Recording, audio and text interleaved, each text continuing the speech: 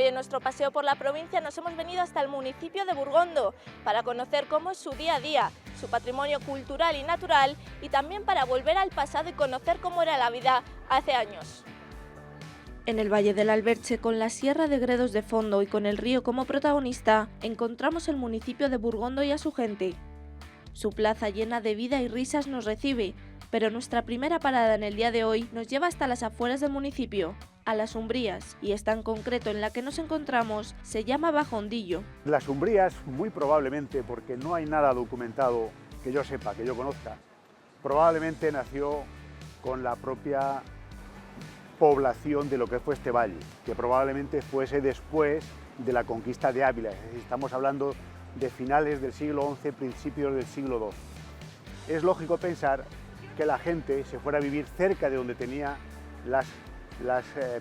los trozos de terreno robados al monte, porque debía ser esto una selva impenetrable, decía el padre Ariz en su historia de Ávila, una selva impenetrable, y entonces la gente se vino a vivir aquí. Aunque sí que es cierto que el núcleo de población se formó en torno a lo que fue la abadía, que también es de esa época. No obstante, lo que hemos conocido yo en el siglo XX, pero por lo que a mí me contaban, pues gente que conozco incluso del siglo XIX, eso ya estaba muy establecido, es decir, que probablemente pues, viene de la Edad Media, en la que la gente vivía en estos determinados barrios para estar cerca de sus propiedades, fuesen o bien pequeños huertos pegados a los regatos que bajan de la sierra, al río, a las gargantas, o podían ser incluso viñas, porque la zona que tenemos de cereal en Burgondo está ya más en esta otra zona, más en la zona más llana, que es donde se producía cereal, pero lo que eran huertos y prados, en su gran mayoría estaban en esta zona, que además, como su propio nombre indica, estaban en las Umbrías y lógicamente pues tenían unos productos lógicamente de primera calidad. Las propiedades que tenía la gente, donde tenía la huerta, que era el medio de vida, pues estaba aquí, y entonces era más sencillo vivir aquí y trasladarse cuando lo necesitaban al pueblo, al municipio. Se estima que cerca de 800 personas vivían en esta zona, ligeramente apartada del municipio. Algunos aún recuerdan esos momentos. Yo recuerdo que cuando yo era pequeño, quiero decir, cuando tenía, pues desde que inicié los párvulos, que sería 5 años, hasta que hice los nuevos y que me marché a estudiar a Ávila, pues vivía en Burgondo y convivía con la gente que vivía en estas Umbrías. Y recuerdo perfectamente pues, las caminatas que se hacían todos los días para ir a Burgondo y luego volver de Burgondo a las Umbrías. Y tenían el privilegio de que por las tardes, en vez de salir a las 5:30 o las 6 de la tarde, pues a las 4, 4:30 salían y se marchaban a casa, se venían hacia las Umbrías. La vida en comunidad en estas zonas era muy importante para poder disponer de recursos. Una de las características comunes en estas umbrías era que disponían de hornos comunitarios donde cocinar el pan para sus familias. Aquí hacían el pan los vecinos de este barrio. Venían, amasaban en casa y luego lo traían aquí y aquí lo cocían. Era manual completamente, no había ninguna maquinaria. Se amasaba a mano la harina con agua, sal y levadura. Levadura que era levadura natural, no era artificial. Los que aquí vivían tenían su medio de vida al lado de sus hogares. Entonces la economía que era la economía pura de subsistencia, es decir, se producía para comer y solamente en el caso de que sobrase, si sobraba, se vendían los excedentes.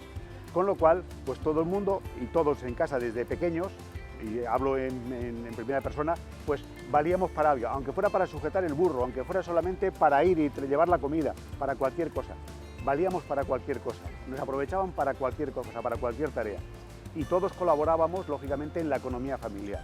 Y eso ha sido así pues, prácticamente hasta los años 50, 60, en que comienza, primero, alguna gente que vivía en estos barrios se viene a vivir al pueblo, porque lógicamente pues, no tienen servicios, no tienen luz eléctrica, no tienen agua, en el pueblo ya comienza a haber agua, comienza a canalizar tanto las aguas sucias como las aguas limpias y la gente se viene al pueblo. Pero otros pues ya se van o a otras zonas de España, como puede ser principalmente Madrid, que es aquí el principal foco de atracción, pero también Cataluña, y luego también comienzan a irse al extranjero, Alemania, Francia, Suiza, Bélgica, principalmente. La inmigración a Europa desde España se produjo también pues, en los años 60, en los años, no, un poco después quizá, a finales de los 60, principios de los 70.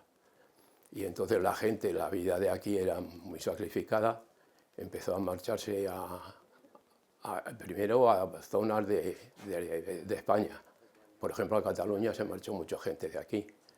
Y después pues, se marcharon a Europa, a Alemania, a Suiza, a Bélgica. Y es que la forma de subsistir en estas tierras era a través de la ganadería y sobre todo de la agricultura, dos oficios muy sacrificados a realizar en un terreno también complicado. Es de difícil acceso y de tamaño pequeño, las parcelas son muy pequeñas. Aún así, incluso, porque todo el mundo quería tener un trocito del huerto que teníamos, pues incluso algunas se llegan a dividir, entonces no es que tengamos minifundio, tenemos minifundio, ¿sabes? Pero aún así, bueno, algunos que todavía cultivamos, como digo yo, más por ocio que por negocio, los seguimos cultivando y aquí pues tener una producción básicamente basada en lo que son los productos típicos de huerta. Las patatas era el producto, digamos, más extendido y después venían otra serie de productos que podían ser o bien para consumo humano o bien para alimentar a los animales, que finalmente podían ser, por ejemplo, cerdos, que finalmente formaban parte también de la dieta que teníamos aquí. Porque lo que es carne fuera de lo que era el cerdo era muy raro, muy escaso y muy caro. Y como no había excedentes y no se vendía, pues no había dinero, y si no había dinero no podías comprar carne. Se iba al pueblo, pero básicamente se vendía en Ávila. A la gente aprovechaba para ir a venderlo en Ávila. Yo conozco de aquí, bueno, gente que ya murió, pues que se dedicaba, pues por ejemplo, a comercializar la fruta. Esta es una zona en la que tenemos mucha fruta, principalmente el melocotón, que es por lo que somos conocidos. Entonces eso se comercializaba en Ávila. Yo recuerdo haber visto gente de aquí ir con las mulas, los caballos, los burros, con serones a venderlos a Ávila y volver. Y se comercializaba, pues eso, los melocotones, los tomates, las judías verdes, que eran los productos de temporada que solían también tener más aceptación. También, por ejemplo, otro producto ya está un poquito ya menos de temporada, como podían ser, por ejemplo, las nueces. También aquí ha habido una gran producción de nueces. El melocotón de Burgondo, el primitivo, era un melocotón que se producía aquí de siempre y que luego se ha ido mejorando en la calidad y en la presentación y todo eso. Pero en Burgondo, en los años 64, que se formó la cooperativa, una cooperativa de Burgondo, en la que pertenecían unos 160 o 170 socios, pues se comercializaban unos 2 millones de kilos de melocotón, que se vendían principalmente a fabricantes de conservas de Murcia y de Lérida. El aprovechamiento y cuidado de los recursos naturales era fundamental, tanto para los que vivían en las Umbrías como para los que lo hacían en Burgondo. El río es uno de esos puntos clave en el municipio. El agua para nosotros es fundamental, sobre todo para el cultivo de los huertos y también muy importante el de los prados. Aquí también tenemos mucha ganadería, entonces aquí la mayoría de los prados son todos de regadío. O sea, nosotros no lo tenemos tan fácil como puede ser en Asturias, que abres la puerta, sueltas el ganado y come. Aquí no, aquí los teníamos que llevar al prado y en el prado había que echar el agua para que se regase. Entonces aquí somos muy dependientes del agua, tanto en los que estamos en la ribera o los que tenemos alguna propiedad en la ribera del río, que son los más afortunados porque no se les acaba el agua, como los que lo tienen pegados a los arroyos que bajan de la sierra o a las gargantas, que esos sí en verano pueden tener problemas de agua. De todos modos, en los últimos años lo que sí estamos viendo es que antes incluso regábamos en el mes de septiembre y ahora ya en el mes de julio ya comienza a escasear el agua. Que se siga conservando para nosotros es fundamental, pero ya no solamente por nosotros, sino por los que vienen detrás de nosotros. Y no me estoy refiriendo a los turistas, sino a nuestros propios hijos, a nuestros propios descendientes. Esta riqueza que nosotros hemos tenido se la tenemos que legar a ellos y lógicamente tenemos que hacerlo en las mejores condiciones posibles.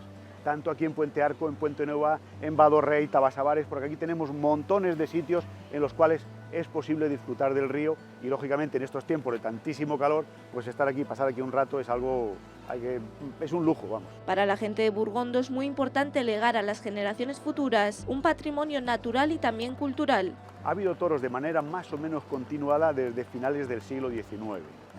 Probablemente antes de manera más esporádica, pero ni he oído, ni he leído, ni me han contado nada. Pero sí de finales del siglo XIX, que eran mis abuelos, ellos a mí sí me contaban que iban entonces a la ganadería, entonces de Enrique Aboín, cerca de Ávila, a por un toro.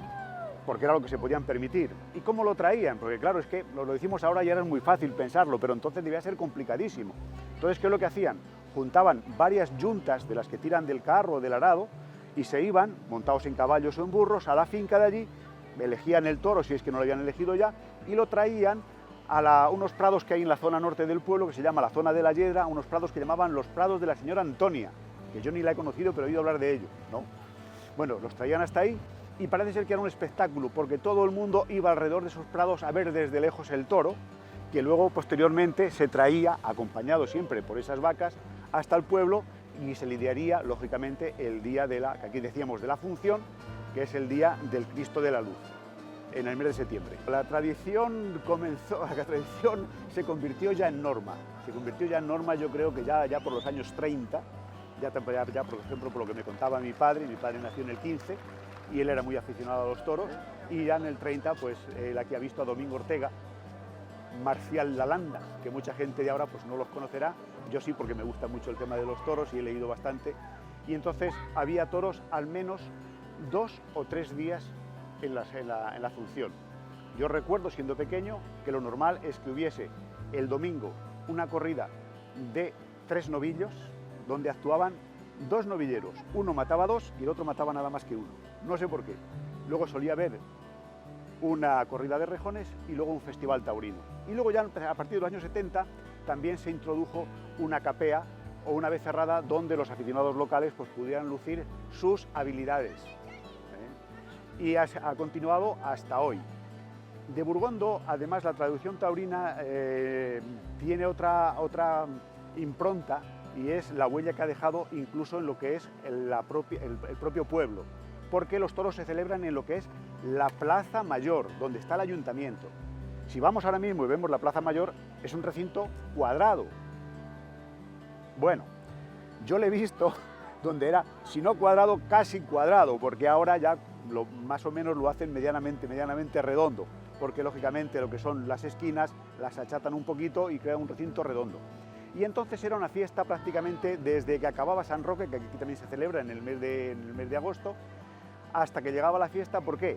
Porque se iban con los carros, el ayuntamiento con carros y demás, iba a por un montón de tablas en un sitio que tenían, un local suyo, lo montaban y para nosotros, para los críos, aquello era una fiesta. Hay incluso un documento en la Real Chancillería de Valladolid donde hay un dibujo de la plaza y están cerradas, se ven donde están puestas las talanqueras para que no se salgan los toros. Y esa es de la Edad Media, de finales de la Edad Media.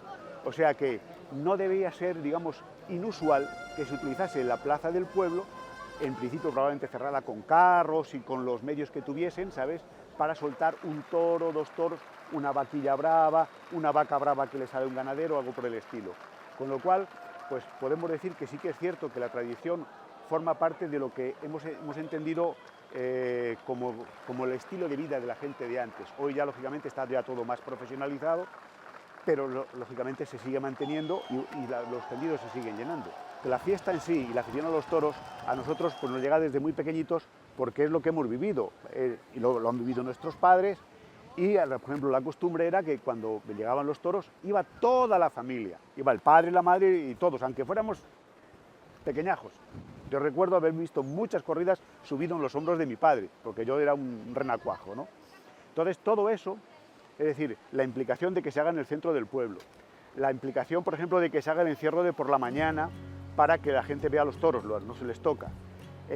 Y el hecho de que sea en el centro del pueblo hace que forme parte de la vida del pueblo. Más allá de si te gustan o no te gustan los toros. Yo sé que hay gente que no le gustan los toros, pero vale el encierro de por la mañana, aunque no vaya a la corrida de por la tarde. Y eso pues ha llegado hasta nuestros días, se sigue manteniendo y seguimos teniendo por 3 o 4 corridas, que lógicamente pues hay muy poquitos municipios que se lo puedan permitir. El de Burgondo yo no sé, yo no entro en temas económicos, pero evidentemente Burgondo lo sigue manteniendo, ¿no? Y de hecho, pues esto forma parte no ya solo de lo que es la tradición de Burgondo, sino también de la propia provincia. Tengamos en cuenta que Ávila ha sido algunos años la provincia donde se han celebrado, en orden, la 3ª provincia por número de festejos taurinos de toda España. Que podríamos decir, no, Madrid, Pamplona, en su día Barcelona, Sevilla, no. Ávila Zaragoza. No, Ávila ha sido la provincia varios años donde ha habido más festejos, al menos te digo en clasificación por número, la tercera provincia con más número de festejos taurinos. Y si hablamos de patrimonio, una visita obligada para aquellos que vayan al municipio es la Abadía de Santa María. Esta institución era la autoridad jurídica y eclesiástica de la zona, lo que refleja la importancia de la misma. A la abadía pertenecían 13 navas o pueblos, de los que finalmente se mantuvieron 9. Haciendo referencia a todos ellos, podemos observar dicho número de rodeles en el escudo del municipio. En cuanto a la decoración, destaca por su sencillez, sin apenas luz natural ni adornos. La parroquia es de estilo románico, fue una abadía muy importante, conocida como la Abadía de Santa María de Burgondo. Actualmente es la parroquia de Nuestra Señora de la Asunción. En el retablo, que es de estilo barroco del siglo XVIII, se puede observar como en el centro la patrona que da nombre a la parroquia, y detrás de este retablo hay unos frescos del siglo XIII, pero no se pueden observar porque habría que destruir el retablo. Se divide en 3 naves, las separan estos arcos de medio punto, y pasa mucho en las construcciones de estilo románico, que se diferencian del gótico en que los espacios no son tan abiertos y como también tiene un carácter defensivo muy fuerte, pues se puede observar que es más grande, porque también los muros son muy anchos, las ventanas son muy pequeñas, parece como más grande, por así decirlo. En el exterior se puede visitar un pequeño jardín con un laberinto. Esto es obra de nuestro actual sacerdote, que utilizó lo que eran antes los territorios de la huerta de la abadía para hacer un laberinto en honor a Santa Teresa, a las 7 moradas de Santa Teresa. Cada pasillo del laberinto es una morada, y la intención, como todo laberinto, es llegar al centro, donde estaría el encuentro con uno mismo, o si eres creyente, con Dios. Todo esto y mucho más podrán conocerlo de la mano de Lucía.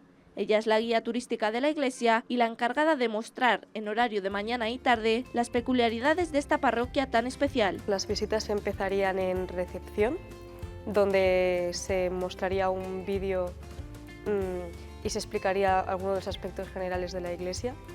Luego se procedería a ver el exterior, porque tiene una forma, un estilo muy curioso esta iglesia, porque es de estilo románico, pero tiene un carácter cisterciense muy destacable. Entonces se verían los torreones y un poco esa forma de castillo que tiene. Después se entraría por la entrada en la que hemos entrado nosotros, y le explicaría un poco más en profundidad el estilo, el retablo, los altares laterales y el artesonado, un poco, y depende de cómo estén interesados los visitantes, pues se hace más profundidad o menos, explicando las diferentes reformas que ha habido, los santos. Todo esto es solo una pequeña parte de todo lo que tiene que ofrecer Burgondo. Nosotros aún no hemos acabado nuestra visita. Aún nos queda conocer cómo son sus veranos culturales, deportivos y de ocio. Además, viviremos un momento muy especial de la mano de una vecina muy querida en el municipio. Esperen un segundo capítulo de este paseo por Burgondo.